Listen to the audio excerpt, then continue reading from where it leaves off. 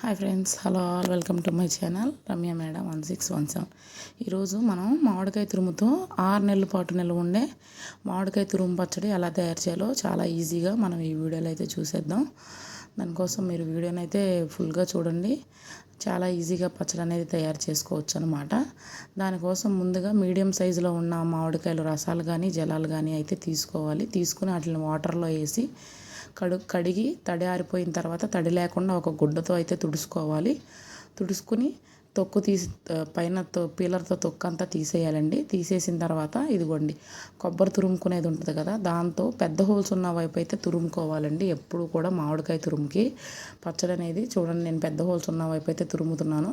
చిన్న హోల్స్ ఉన్న వైపు తురిమితే మాత్రం మరీ ముక్కలు అనేవి చిన్నగా అయిపోయి మనకి మామిడికాయ తురుముతున్నప్పుడు వాటర్లాగా వస్తుంది. పెద్దగా ఉన్న వైపు తురిమినా సరే మరీ చిన్నగా అయిపోయి పేస్ట్ లాగా అయిపోతుంది అనమాట. అప్పుడు మనకి ఆ తురుము అనేది తెలియదు. తింటున్నప్పుడు ఉప్పు కారం అనేది కూడా నోటికి తెలియకుండా ఉంటుందండి. అందుకే పెద్ద పెద్ద హోల్స్ ఉన్న వైపు తురుముకోవాలి. ఇదిగోండి చూడండి, ముక్కలు కనబడుతున్నాయి కదా, పెద్ద హోల్స్ ఉన్న వైపు తురిమితే అలా చిన్న చిన్న ముక్కలైనా కనబడతాయి మనకి. అప్పుడు పచ్చడి తింటున్నప్పుడు కూడా మనకి వాటి ఇదంతా అరోమా అంతా తెలుస్తుంది అనమాట. ఉప్పు కారం కానీ ఏదైనా సరే ఇలా తురుముకుని దీన్ని అయితే పక్కన పెట్టుకుందాము.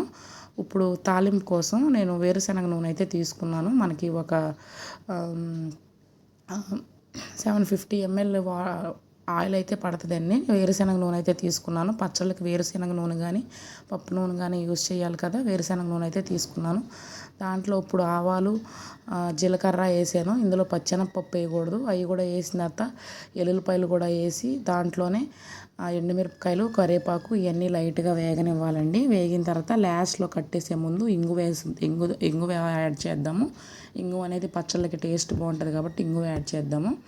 ఇదిగోండి నేను చూపిస్తున్నాను గిన్నె కదా, ఆ గిన్నెతో 4 తురుము అయితే అయిందండి. 4 గిన్నెల తురుము అయితే అయ్యిందనమాట. సేమ్ అదే గిన్నెతో ఒక గిన్నె కారం అయితే యాడ్ చేయాలి. 4 తురుములు పచ్చడికి 4 తురుములు అయింది కదా, ఆ గిన్నెతో దాంట్లో ఒక గిన్నె కారం అయితే యాడ్ చేశాను. సేమ్ అదే గిన్నెతో 3/4 గిన్నె సాల్ట్ అయితే యాడ్ చేశాను అనమాట. తర్వాత లైట్గా పసుపు అనేది యాడ్ చేసుకున్నాము.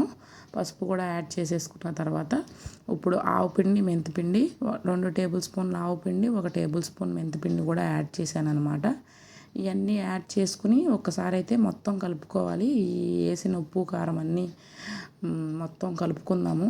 చూసారా, కారం అనేది ఎర్రగా ఉంది. నేను ఎప్పుడు కూడా పచ్చళ్ళకి ఇంట్లో తయారు చేసుకున్న కారమే వాడతానండి. బయట తెచ్చిన కారం వాడను. బయట తెచ్చిన కారం వాడినా సరే మనకి కలర్ అయితే కనిపిస్తుంది కానీ కొంచెం కారం ఘాటు అనేది తగ్గుతుంది అనమాట.